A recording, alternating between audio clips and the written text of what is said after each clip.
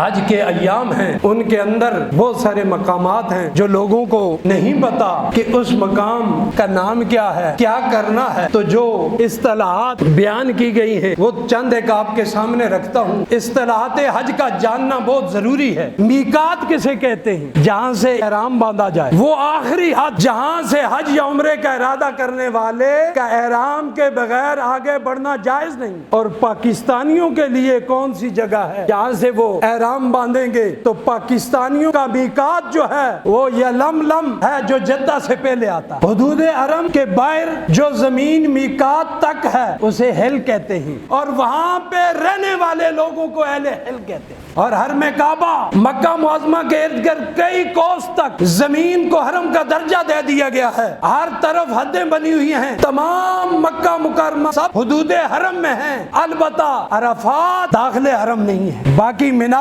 مزدلفہ، مکہ مکرمہ یہ حدود حرم میں ہیں۔ اور حضرات محترم اہل حرم کہتے ہیں نا، اہل حرم مکہ اور حرم میں رہنے والے بسنے والے لوگوں کو اہل حرم کہتے ہیں۔ اہل حرم کے لیے حج کا احرام باندھنے کے لیے حرم کی ساری زمین میقات ہے۔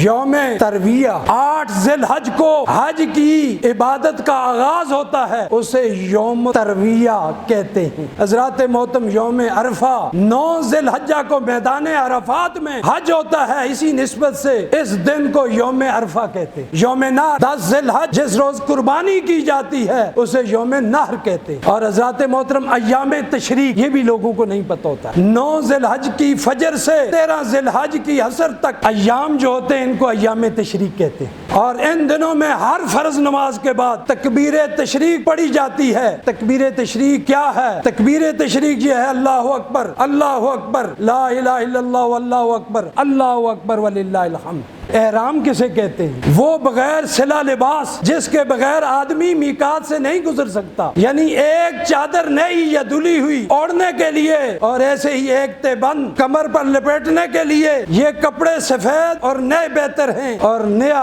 افضل ہے۔ یہ گویا رب العالمین جل جلالہ ہم والوں کی بارگاہ میں حاضری کی ایک یونیفارم ہے جو صاف ستھری، سادہ، تکلف اور زیبائش سے خالی ہو۔ تلبیہ کسے کہتے ہیں؟ لبیک کہنا تلبیہ ہے۔ لبیک اللہم لبیک، لبیک لا شریک لک لبیک، ان الحمد والنعمت لک والملک لا شریک لک، یہ ہے تلبیہ۔